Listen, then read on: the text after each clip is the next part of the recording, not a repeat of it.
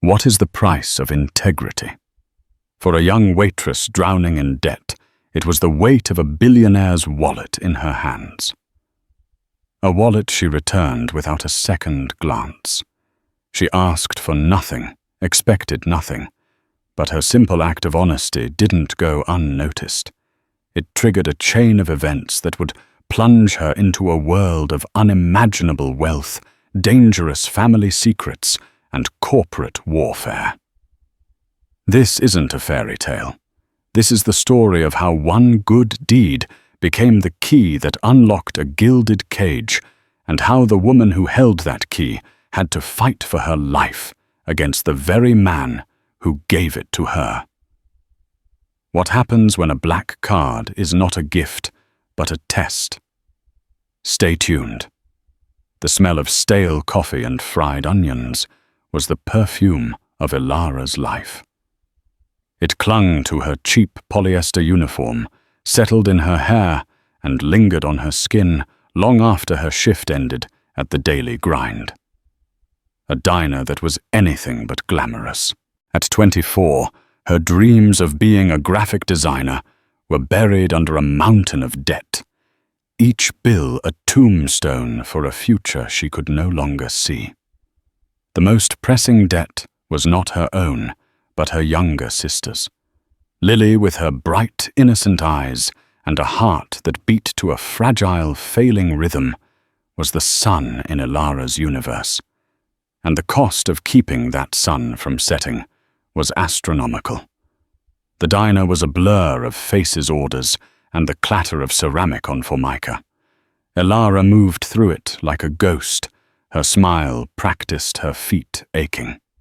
It was a Tuesday, the kind of dreary, rain-slicked evening in the city that made people either morose or demanding. Tonight she had both. Then he walked in. He didn't belong.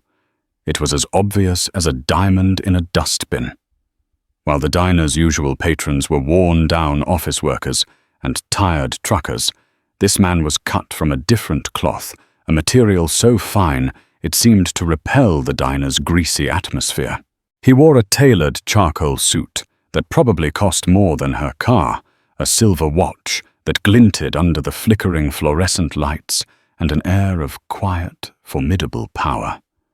He wasn't handsome in a movie star way. His face was all sharp angles and intelligent, discerning eyes that seemed to analyze everything and everyone. He looked to be in his late 30s, and he carried himself with the kind of weary authority that comes from commanding boardrooms and crushing competitors. He chose a booth in the corner, sliding onto the cracked vinyl seat with a grace that seemed out of place. He didn't look at the menu. "Just a black coffee," he said when Ilara approached, his voice a low baritone that cut through the diner's noise. "Coming right up," she chirped, her customer service smile firmly in place. She brought him the coffee, her hand steady, despite the unnerving intensity of his gaze. He was on his phone, speaking in clipped, decisive tones. Words like acquisition, hostile, and liquidate floated over to her. He was a shark, and this little diner was his temporary, baffling tide pool. She refilled his cup twice, and each time he gave a curt, almost imperceptible nod of acknowledgement. After an hour, a sleek black car, a Bentley Mulsanne, pulled up outside its engine, a low, predatory purr. The man stood up, placing a crisp $100 bill on the table, a tip that was more than her wages for the entire day.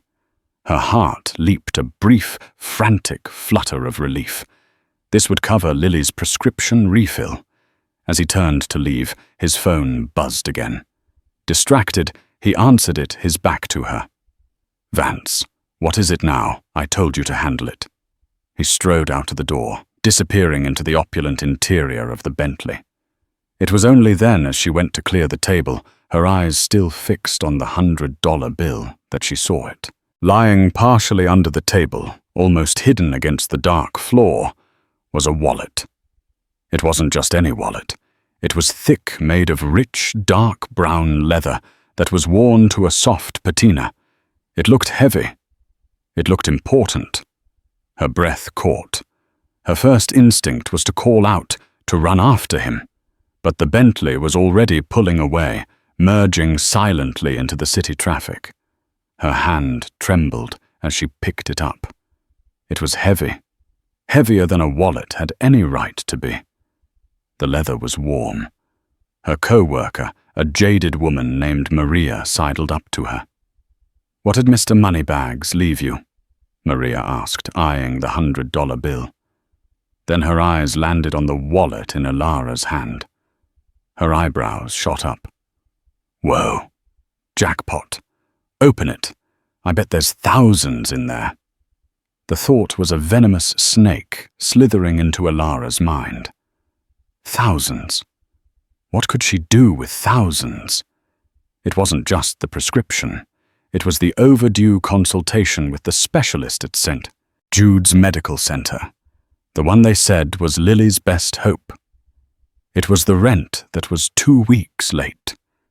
It was the suffocating pressure on her chest finally easing.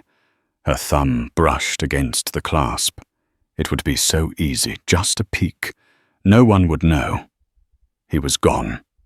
A man with a Bentley and $100 tip probably wouldn't even miss the cash.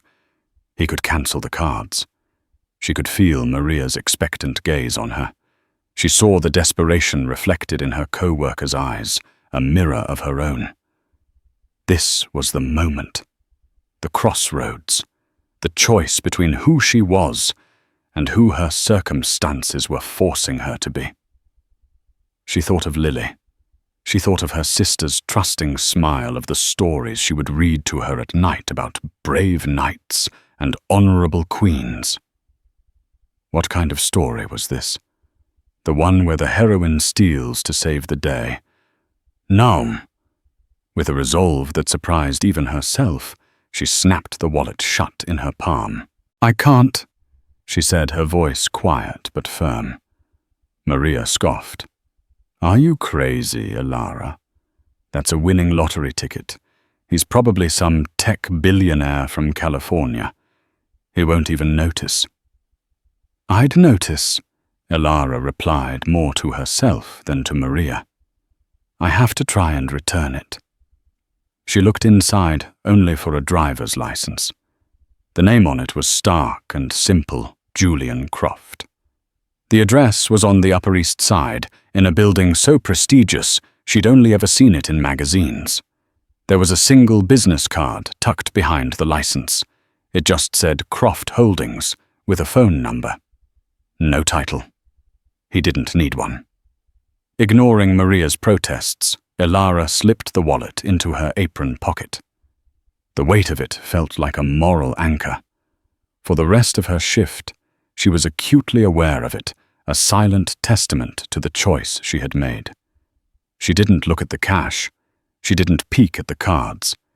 She knew if she saw the amount, her resolve might crumble. That night, after a grueling shift, she took the subway to the most opulent part of the city. The doorman at the address on the license, a towering man in a crisp uniform, looked at her as if she were a piece of trash that had blown in off the street. "Can I help you?" he asked, his tone dripping with disdain. I need to see Mr. Julian Croft," she stammered, holding up the wallet. "He dropped this. I found it." The doorman's expression shifted slightly from contempt to professional caution. He took the wallet from her as if handling a contaminated object. "I see. Mr. Croft is not in, but I will ensure he receives this immediately. Thank you for your trouble." It was a dismissal. He didn't ask for her name or number. She was an anonymous, inconvenient Good Samaritan. As she turned and walked away from the gleaming marble lobby, a wave of foolishness washed over her. Maria was right. She was crazy. She had held the solution to her problems in her hand and had given it away for nothing. Not even a thank you. She went home to her tiny, cramped apartment. The smell of the diner finally replaced by the faint antiseptic scent of Lily's medication. Lily was asleep, her breathing a soft, shallow whisper in the quiet room. Elara sat by her bed, watching the gentle rise and fall of her chest, and felt a profound ache. She had done the right thing, but the right thing felt cold and empty. The next morning, she was late for her shift. She had overslept a deep, exhausted sleep, filled with anxious dreams of falling wallets and ringing cash registers. Rushing out of her apartment, she nearly tripped on something just outside her door. It was a small, sleek black envelope. There was no name, no stamp. It had been slipped under the door, her heart hammered against her ribs. With trembling fingers, she tore it open. Inside there was no letter, no explanation, just a single, impossibly elegant piece of plastic. It was matte, black, heavy, and cool to the touch. The name Julian Croft was embossed in subtle silver lettering. In the corner was the understated iconic logo of the American Express Centurion card. The black card. A card with no set spending limit, available by invitation only to the world's wealthiest individuals. A myth, a legend. And it was lying in her hand. Tucked beside it was a tiny folded piece of paper. She unfolded it. 5 words were written in sharp, decisive handwriting. For your honesty, a better investment. Elara stared at the card, then at her own shabby apartment door, then back at the card. This wasn't a thank you. This wasn't a reward. This felt like a test, a puzzle, or a trap. The $100 tip had felt like a blessing. This felt like a burden. A kingdom of unimaginable spending power had just been slipped under her door, and she had a terrifying feeling that it came with a price far higher than anything she could afford. The black card lay on Elara's small, wobbly kitchen table like a piece of polished night sky. It absorbed the light, reflecting nothing. For 3 days it sat there, a silent, omnipotent guest in her tiny apartment. Elara circled it as if it were a venomous creature ready to strike. Her every instinct screamed at her to get rid of it. This was a world she didn't belong in, a game with rules she couldn't possibly understand. Her first attempt to return it was a predictable failure. She went back to the imposing skyscraper, but the doorman from before, whose name she learned was Charles, stopped her before she even reached the revolving doors. "I'm sorry, miss," he said, his voice polite but unyielding. "This is a private residence. There is no public access. But I have something for Mr. Croft." She insisted, her voice small. "He gave it to me by mistake." Charles's gaze was impenetrable. "If Mr. Croft wishes to see you, he will contact you. I have my instructions. Have a good day." She was dismissed again, just as easily, just as thoroughly. She tried the business number next, her hands clammy as she dialed. She was routed through an automated system that was a labyrinth of corporate departments. When she finally reached a human, a crisp-voiced executive assistant, her request to speak to Julian Croft was met with a polite but firm wall. "And what is this in reference to?" the assistant asked, her tone implying that no reason Elara could provide would be sufficient. "It's a personal matter," Elara faltered. "Mr. Croft's personal matters are handled by his personal staff. To whom did you wish to be directed?" She didn't have a name. She didn't have a department. She had a black card and a 5-word note. She hung up, her face burning with frustration and shame. It was clear the card was not a mistake. It was a one-way gift. He had given it to her, but he had made himself utterly inaccessible. The power was hers to use, but the responsibility was hers alone. So the card sat, a dark promise, a temptation she fought every hour. She went to work, smiled at customers, cleaned up spills, and tried to forget that in her wallet, nestled between her library card and a $5 bill, was the financial equivalent of a nuclear weapon. Then on a Friday night, the fragile piece of her life shattered. She came home to find Lily pale and breathless, her hand pressed against her chest. A series of harsh, ragged coughs shook her small frame, and Alara's blood ran cold. The local clinic doctor, a kind but perpetually overworked man named Dr. Evans, had warned her this might happen. Lily's condition, a congenital heart defect, was entering a more aggressive phase. A frantic call to the 24-hour nursing hotline, a terrifying rush in a taxi to the St. Jude's emergency room, and hours in a sterile white waiting room followed.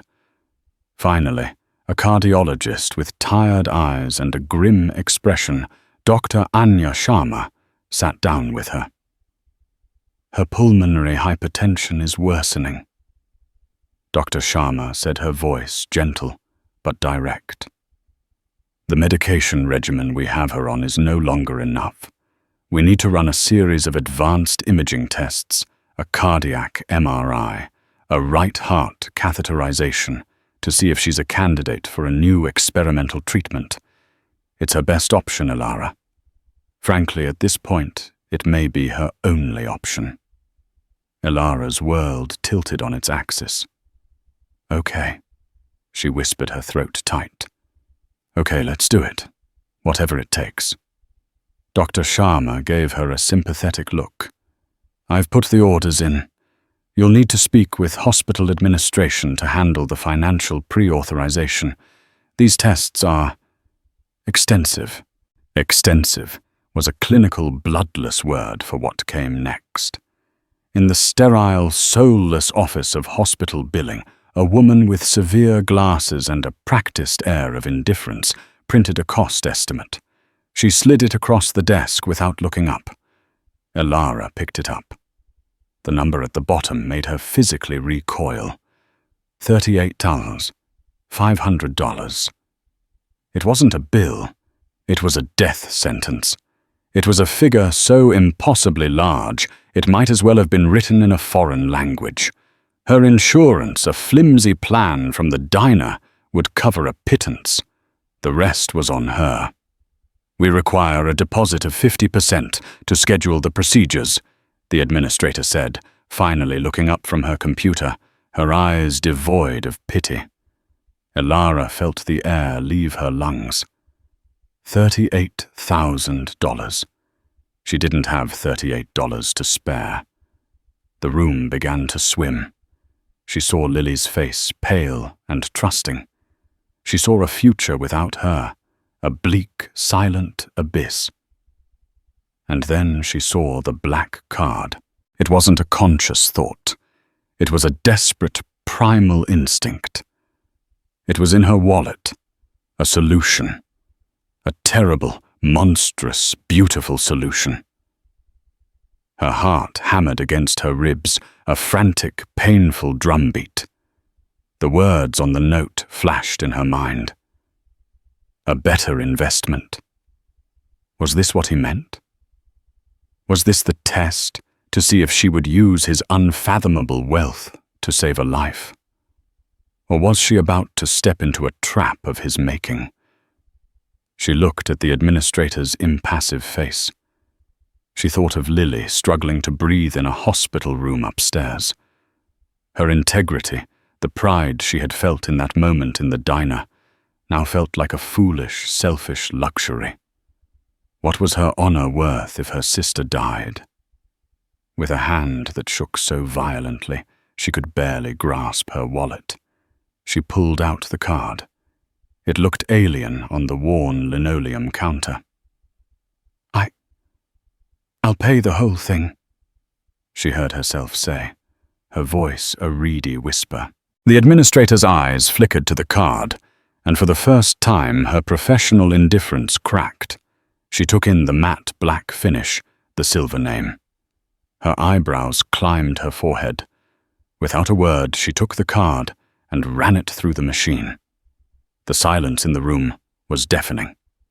Elara held her breath, expecting alarms to blare for security to descend and haul her away as a fraud. She felt like a thief, an imposter of the highest order. Then a quiet beep, a green light, approved. The administrator slid the card back to her, her movements now slow and deferential. Her entire demeanor had changed. The cold, bureaucratic drone was replaced by a woman who was suddenly eager to please. "Everything is in order, Ms." She squinted at the card. "My apologies. Everything is taken care of. Dr. Sharma will be notified immediately to proceed. We've scheduled the MRI for tomorrow morning. Is there anything else at all I can get for you?" "A coffee water." Elara could only shake her head, her mind reeling. She mumbled a thank you and stumbled out of the office, the receipt for $38,500 clutched in her hand. She hadn't just paid a bill. She had crossed a line. She had stepped out of her world and into his, and the ground beneath her feet felt treacherous and unstable.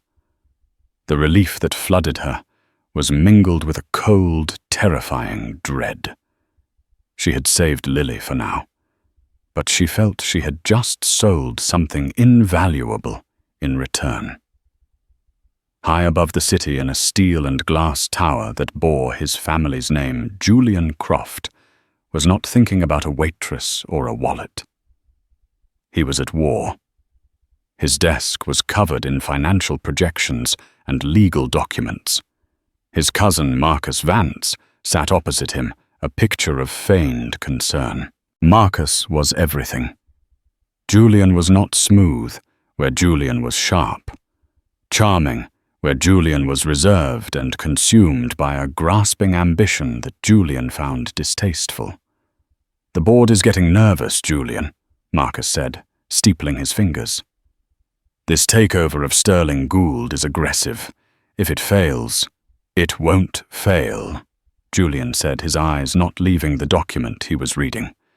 Just then, his private phone, the one on his desk reserved for the most secure alerts, chimed softly. He glanced at the screen. It was an alert from Amex's Centurion service, a protocol he'd set up for any unusual activity on his accounts. Account Julian Croft, supplementary card. 002 transaction. 38,500 souls. Vendor St. Jude's Medical Center. Billing debt. Alert first-time use of supplementary card. Julian frowned. Supplementary card 002. He had only one supplementary card holder, his mother, and she was on a cruise in the Mediterranean. He zoomed in on the details. He had created that supplementary account 3 days ago. A ghost account linked to the card he'd had couriered to a small apartment in a decidedly unglamorous part of the city. He had expected her to use it. Perhaps for food, for rent. Something small, logical. Not a nearly $40,000 hospital bill. Marcus, ever the opportunist, leaned forward, catching the brief flicker of confusion on Julian's face. "Something wrong?" Julian locked the phone, his expression unreadable once more. "Nothing," he said. "Just a minor portfolio alert." But his mind was racing. St. Jude's Medical Center. He made a mental note to have his head of security, a discreet and ruthlessly efficient man named Arthur, look into it. Who was the patient? What was the charge for? He had given the girl a key, an investment in her character. He hadn't expected her to immediately try and drain the treasury. Or had he misjudged her completely? Was her honesty just a more clever long-term play for his money? The thought left a sour taste in his mouth.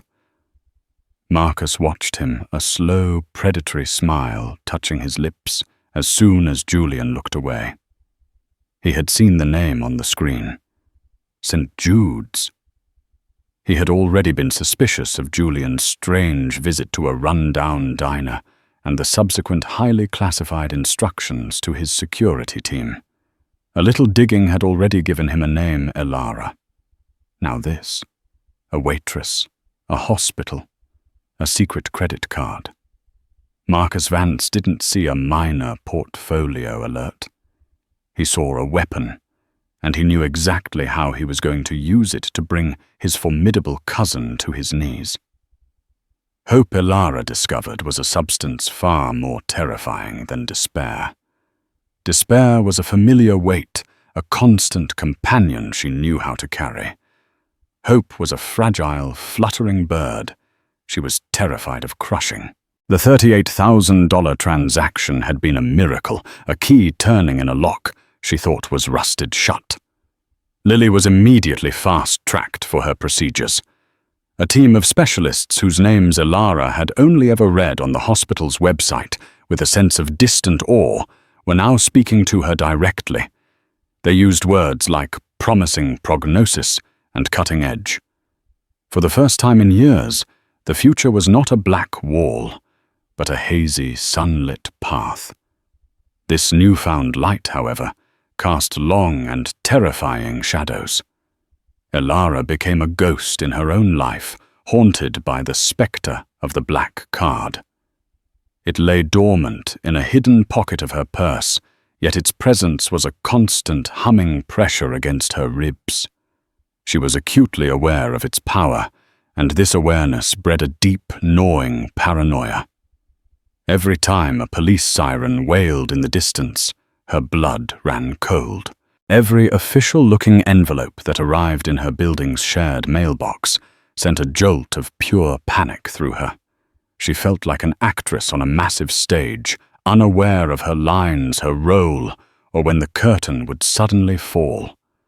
She stopped eating properly, subsisting on instant noodles and toast, her appetite stolen by anxiety. The irony was grotesque. She possessed the power to dine at any Michelin-starred restaurant in the city, yet she was surviving on scraps, terrified to use the card for even a loaf of bread. It was a line she could not bring herself to cross again. The hospital bill had been a matter of life and death, an absolute necessity. Anything else felt like a transgression, a confirmation of the greed she was terrified of embodying. She was living in a gilded cage of her own making, too scared to touch the golden bars. Her relationship with Lily became a delicate performance. In the sterile, hopeful environment of the hospital room, Elara was the pillar of strength, her smile bright and unwavering. She read stories, played card games, and spoke of a future where Lily could run and play without fear. But the moment she stepped out of the room, her mask would crumble. The guilt of her secret was a physical weight. How could she celebrate this hope when it was built on a foundation of such a terrifying secret? Her ordeal was compounded by the growing hostility at work.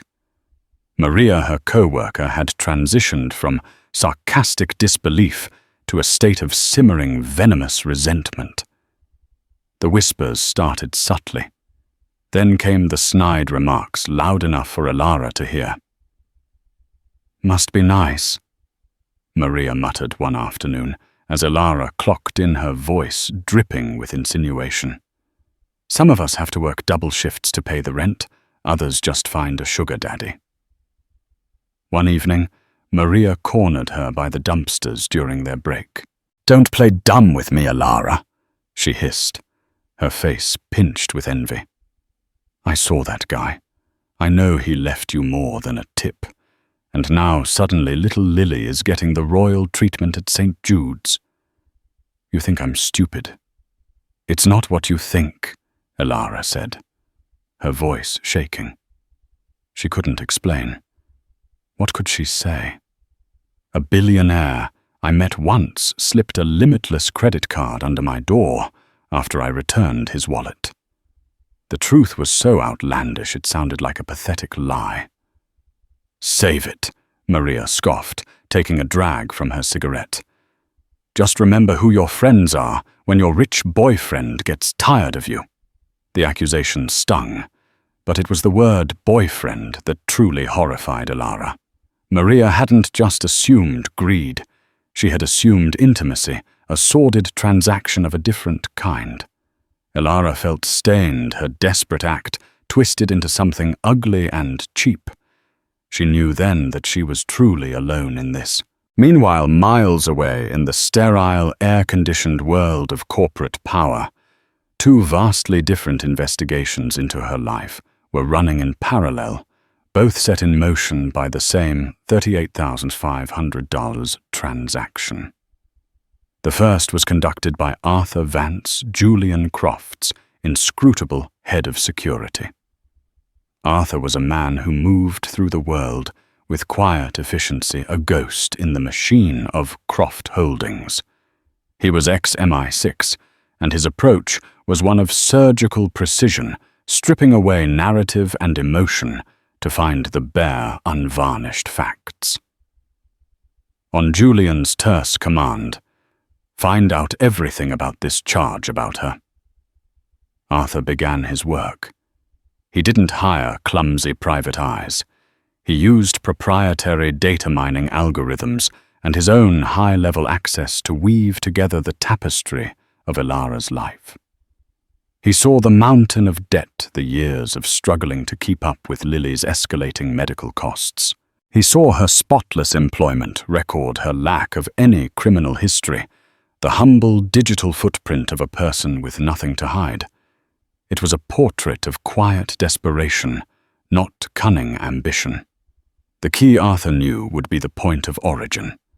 He discreetly acquired the complete security footage from the daily grind, from the night in question. In his sound-proofed office, he watched the scene unfold on a large monitor. He saw Julian distracted and powerful. He saw the wallet drop. He watched Elara spot it, and he leaned closer, his analytical gaze missing nothing. He was an expert in non-verbal cues, and he saw it all, the initial flicker of shock, the immediate sharp intake of breath. He saw Maria approach her body language, aggressive and persuasive. He saw Elara's internal struggle play out on her face, the conflict in her eyes, the tightening of her jaw. Then came the crucial moment. Elara shook her head, a small, decisive gesture. She picked up the wallet, but her fingers never went near the opening. There was no hesitation, no furtive glance inside. It was the motion of someone handling a lost object, not a newfound treasure. She found the ID and immediately secured it. The facts were clear, aligning perfectly with the data he had collected. Arthur leaned back, satisfied. This was not a grifter. This was a decent person, pushed to the brink, who had, against all odds, chosen honor over opportunity. The subsequent use of the card was not an act of greed, but the logical, desperate act of someone who had been handed a lifeline while watching a loved one drown. He compiled his report for Julian, a concise, fact-based summary. He attached a high-resolution still from the video footage, a close-up of Elara's face in that moment of decision. The report concluded, "Subject Elara acted with integrity under duress." The subsequent financial event is assessed with high probability as an act of desperation related to a pre-existing family medical crisis. No evidence of malicious intent or long-term deception found. The second investigation was a far more sinister affair, a dark mirror to Arthur's pursuit of truth. It was orchestrated by Marcus Vance from his opulent office overlooking the city. Marcus didn't want facts. He wanted a narrative, a weapon. His own less scrupulous private investigator had initially come back with the same story of a hard-working, debt-ridden girl. It was useless to him. A noble waitress was not a lever he could use to pry his cousin from power. So if the dirt wouldn't present itself, he would manufacture it. His first target was the weakest link, Maria. He approached her not as a corporate titan, but as a sympathetic confidant. He found her at the diner, his expensive suit, a stark contrast to the greasy spoons decor. He listened patiently as she vented her frustrations, his handsome face a mask of concern. "It's an injustice," Marcus said, his voice a smooth, comforting balm on her raw envy. "You work so hard and she takes shortcuts. It's not right. Someone should hold her accountable." He didn't just offer money, he offered validation. He made Maria feel like a crusader for justice, not a paid liar. By the time he left, he had a signed, notarized affidavit in his briefcase. It was a masterpiece of fiction, detailing how Elara had bragged about finding the wallet, how she had counted thousands in cash, and had cynically plotted to hook the rich guy and bleed him dry. But that was only stage one. A false witness statement was not enough. He needed a paper trail. Late at night, using his executive credentials to navigate the labyrinthine accounting systems of Croft Holdings, Marcus began his true work of art. He initiated a series of small, anonymous wire transfers from a discretionary fund he controlled, routing them through a complex web of shell accounts. The final destination was a third-party payment processor that, through a series of deliberately obscured links, could be tenuously tied to an account Elara had once used for a freelance design project years ago. It was brilliant, subtle, and utterly damning. To any auditor, it would look exactly like a series of hush money payments. He was forging the bars of Elara's cage. Julian Croft stood before the floor-to-ceiling window of his penthouse office, the glittering city spread beneath him. Arthur's report lay open on his desk. He stared at the photograph of Elara's face, her expression a mixture of fear and resolve. It was the face of a person at a precipice, choosing the harder path. He felt a profound sense of annoyance. His little experiment, his investment, had been designed to confirm his bleak worldview, that everyone had a price, that integrity was a luxury few could afford. He had expected her to buy something frivolous to expose a crack in her character. He had wanted to be proven right. Instead, she had used his limitless power for something selfless, something essential.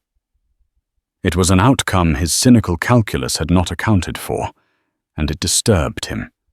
It suggested a variable he hadn't considered. It suggested he might have been wrong. Driven by a compulsion he refused to analyze, he decided he had to see her again to measure the person against the data. His visit to the diner was an impulse. When he walked in, the place fell silent. Elara, wiping down the counter, froze. The color drained from her face, and she looked at him with the terrified eyes of a cornered animal. He had come here for answers, but he saw now that his very presence was an accusation. He sat at the counter, the space between them crackling. "I heard about your sister," he said, his attempt at subtlety failing completely. Her head snapped up, pure panic in her eyes. How did you know?" "I have my ways," he replied, and instantly regretted the ominous cliché phrase. He was making it worse. "The card?" She blurted out her words, tumbling over each other in a desperate rush. "I had to. I'll pay you back. Every single cent. I'll get a second job, a third. I'll work for the rest of my life. She needed," he saw it then, the raw, unvarnished truth, the sheer absurd earnestness of her promise to repay an unpayable debt. It was the final irrefutable piece of data. Arthur was right. He had thrown a grenade into this woman's life for his own amusement, and she had used its blast to shield someone she loved. The thought left a sour, unfamiliar taste in his mouth. Shame.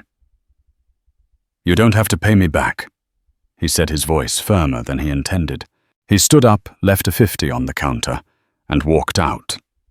His mind a chaotic whirl of conflicting thoughts. Across the street, sitting in a parked car, a man with a long-lens camera took a series of rapid-fire photos. He texted his employer. Target made contact. Photos attached. Marcus Vance looked at the images on his phone. Julian Croft, the billionaire recluse in a grimy diner, speaking intently with a young waitress. This was it. This was the master stroke. His narrative was no longer about a simple extortion plot. It was now a story of a compromised CEO, his judgment dangerously clouded by an illicit, inappropriate affair, with a common waitress putting the entire Sterling Gould acquisition and the future of the company at risk. It was better juicier and far more likely to sway a board of conservative, risk-averse directors. His trap had been meticulously constructed. The false testimony, the forged financial trail, and now the photographic proof of a clandestine meeting. He picked up his secure line and dialed the lead director. "Helen," he said, his voice grave and laden with faux concern. "We have a problem. A grave one concerning Julian's fitness to lead. I'm calling an emergency board meeting. For the good of the company, you all need to be there." The trap was set, and tomorrow morning he would not only destroy his cousin, he would ensure that the innocent woman at the center of it all would be remembered as the siren who lured a titan to his doom. The morning air in the hospital was thick with the scent of antiseptic and a quiet, humming dread.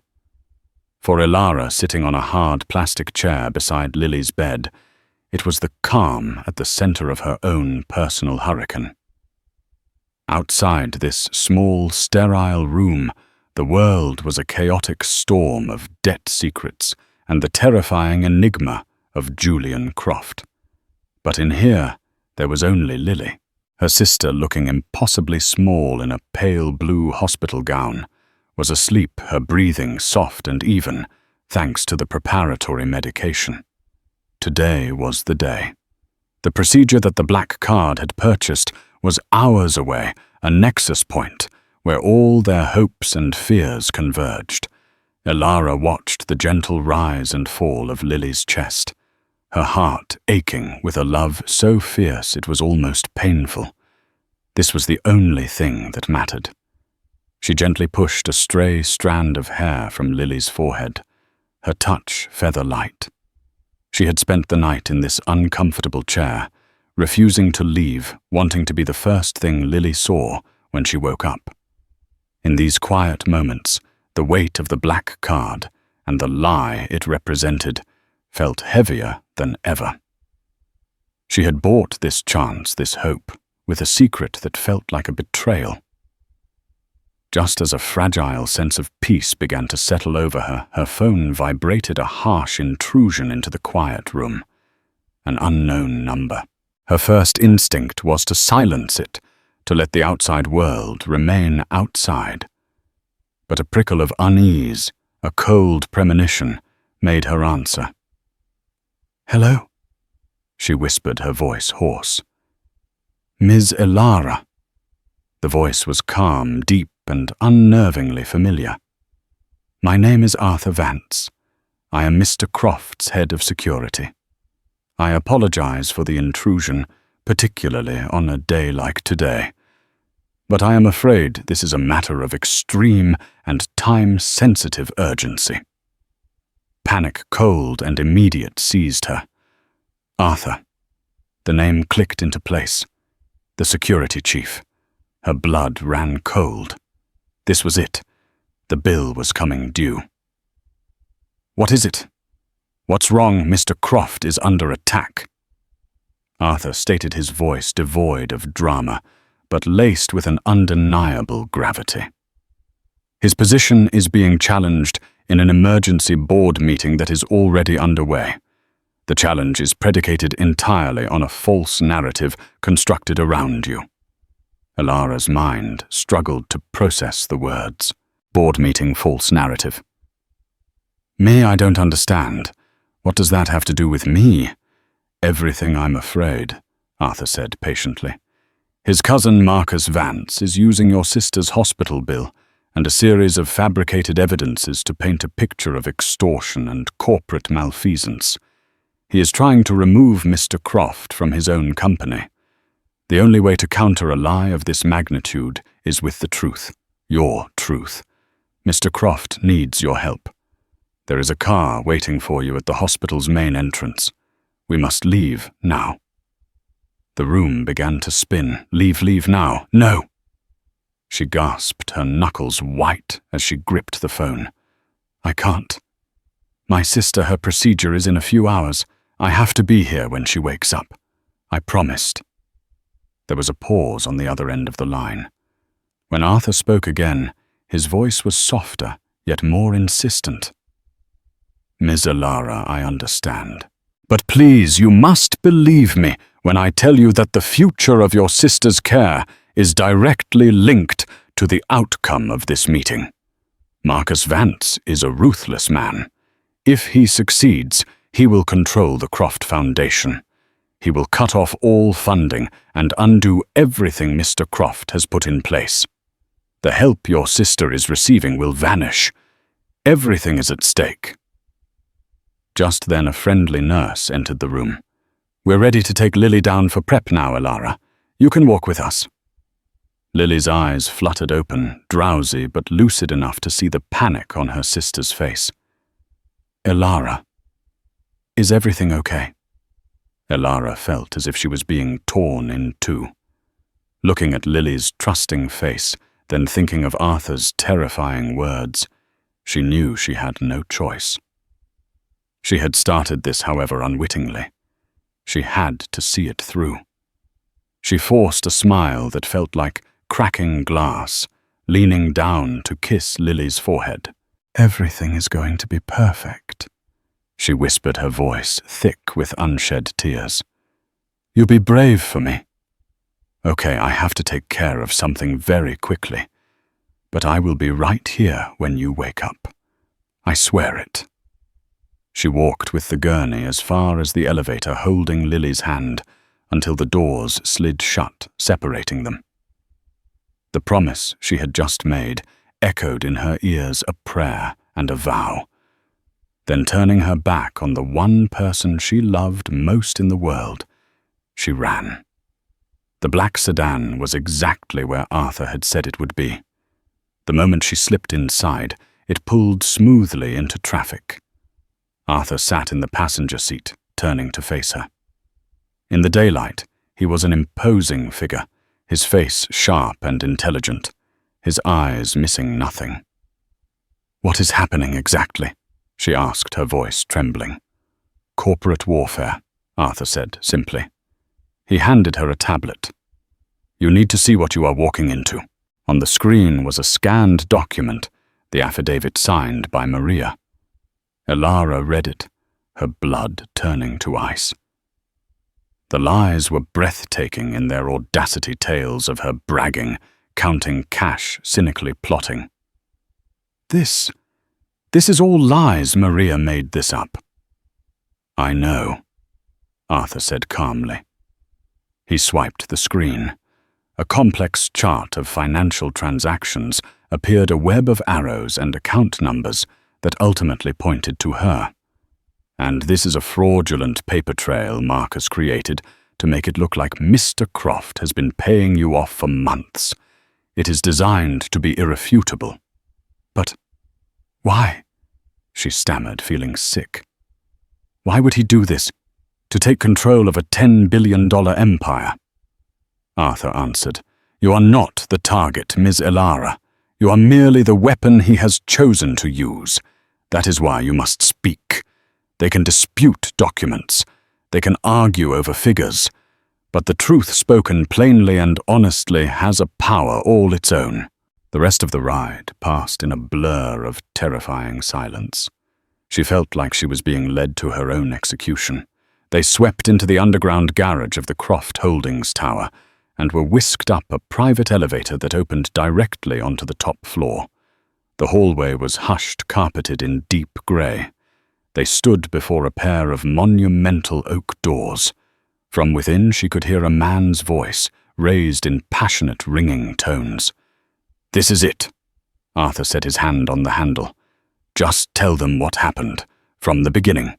Hold nothing back." He pushed the doors open. The boardroom was a theatre of power.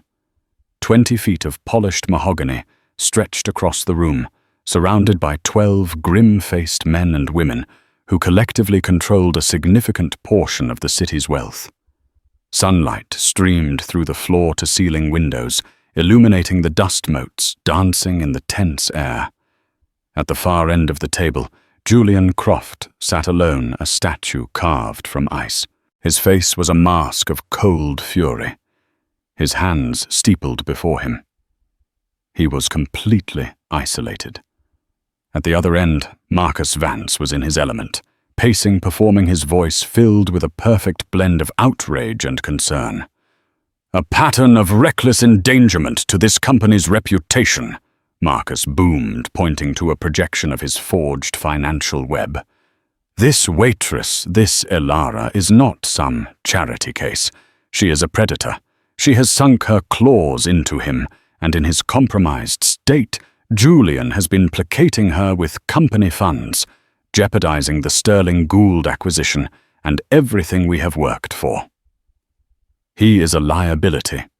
I ask for a vote of no confidence. I ask you to protect this company from the man who is supposed to be leading it." The board members murmured, their faces a mixture of doubt and disappointment. Helen, the lead director, a formidable woman in her 60s, looked at Julian with cold appraisal. The poison was working. It was into this charged atmosphere that Elara stepped. The moment the doors opened, every sound in the room ceased. Every head turned. Marcus froze mid-sentence, his mouth agape. His shock was instantly replaced by a flash of triumphant, predatory glee. She had walked right into his trap. Her presence here would be seen as the ultimate proof of Julian's recklessness. Julian's eyes met Elara's across the vast expanse of the room. For a fraction of a second, his mask of composure cracked, and he gave her a single, almost imperceptible nod. It was all the encouragement she needed. Then he rose slowly to his feet, drawing the attention of the entire room. "Marcus," Julian said, his voice a low, resonant baritone that cut through the silence. "You have presented a compelling narrative, a work of fiction worthy of a prize." He looked at the board. "Now I suggest we deal in facts." He turned his gaze to Elara. "Ms. Elara, I apologize for bringing you into this arena, but these people have listened to the lies. Now I would ask them to listen to the truth. Would you please tell them what happened?"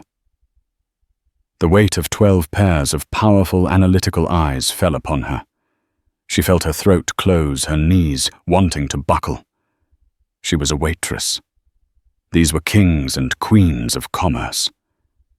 Then she thought of Lily alone and brave in a hospital prep room, and a fire ignited in her chest. She walked forward until she stood at the edge of the great table. Her voice, when she spoke, was quiet, but it carried in the silent room. She told them everything. She spoke of the diner, of the bone-deep weariness of her mountain of debt.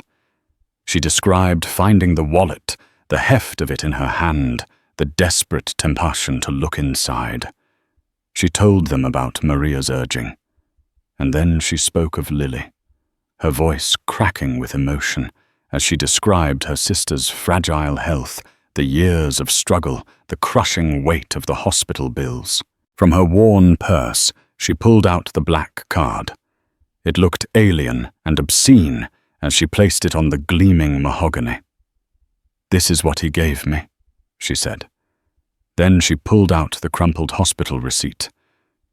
And this is what I used it for. One time, to save my sister. I was going to pay him back. I will pay him back. I never asked for anything else.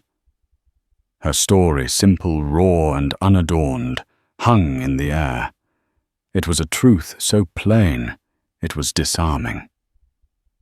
A few of the board members shifted uncomfortably, their gazes dropping to the table. Marcus, recovering, had let out a harsh laugh. A touching story, bravo. But a sob story doesn't negate the documented evidence of blackmail. You are correct, Marcus, Julian said coolly. It doesn't, which is why we must examine all the evidence. He gave a slight nod to Arthur, who stood by the door. The massive screen that had been displaying Marcus's fabrications flickered. It was replaced by grainy black and white security footage from the daily grind. The entire room watched in spellbound silence. They saw Elara find the wallet. They saw Maria lean in her gestures aggressive. And then in undeniable close-up, they saw Elara shake her head. Her face a mask of grim resolve, and place the wallet in her apron without ever opening it. A collective gasp went through the room. Helen, the lead director, shot a look of pure venom at Marcus. His key piece of evidence, the sworn affidavit, had just been vaporized. As for the so-called blackmail payments, Julian continued, his voice dropping to an icy calm. Arthur. The screen changed again. This time it displayed a series of internal Croft Holdings fund transfer authorizations. Each one corresponded to a payment in Marcus's web of lies. And at the bottom of each digital request, clearly displayed, was the required executive sign-off. The signature was the same on every single one, Marcus Vance. Checkmate. The silence that followed was absolute, broken only by Marcus's ragged gasp. He hadn't uncovered a conspiracy. He had created one, and he had signed his name to every piece of it. The board turned on him as one. Their expressions were not of disappointment, but of cold reptilian fury. He had not only tried to oust their CEO, he had lied to them, manipulated them, and made them fools. This meeting is adjourned. Helen announced, her voice like chipping granite. Marcus, you will remain. Our security team will escort you to the legal department. You are finished at this company, and I suspect your legal troubles are just beginning. Marcus stared, his face ashen, his sophisticated mask shattered, revealing the panicked, grasping man beneath. The trap had sprung, and he was the one caught in its steel jaws. An hour later, the storm had passed. The boardroom was silent and empty, save for Julian and Elara. He walked over to where she stood by the window, looking down at a city that no longer seemed so terrifying. I am sorry, he said, and the words were not a perfunctory apology, but a profound admission heavy with a sincerity that startled her. I was wrong. This entire situation was born from my own arrogance. My cynical little test, my investment. It was a cruel game, and you were an unwilling player. You acted with an honor I had stopped believing was possible. He looked out the window. I have spent my life assuming the worst in people because it was easier than being disappointed. You proved me wrong, and for that I am in your debt. Lily, she whispered, her voice thick. Her care. Lily's care is taken care of, he said firmly. Permanently. I am establishing a private medical trust for her funded by my family's foundation. It will cover everything she ever needs for the rest of her life. No more bills, no more fear. He turned to face her, his gaze direct. You told me once you wanted to be a graphic designer. She nodded, her heart hammering. The Croft Foundation offers a number of educational endowments.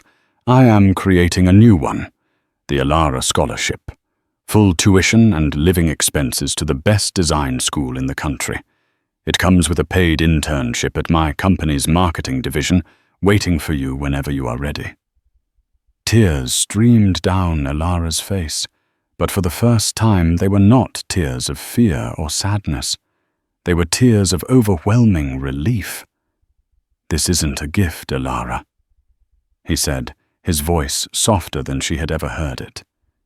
"It's not a reward. It's an investment.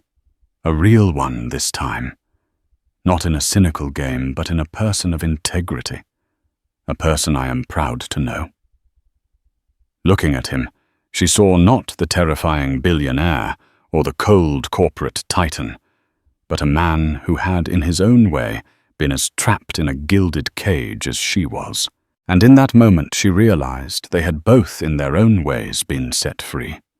In the end, the greatest reward for Elara's integrity wasn't the money or the power that came with it.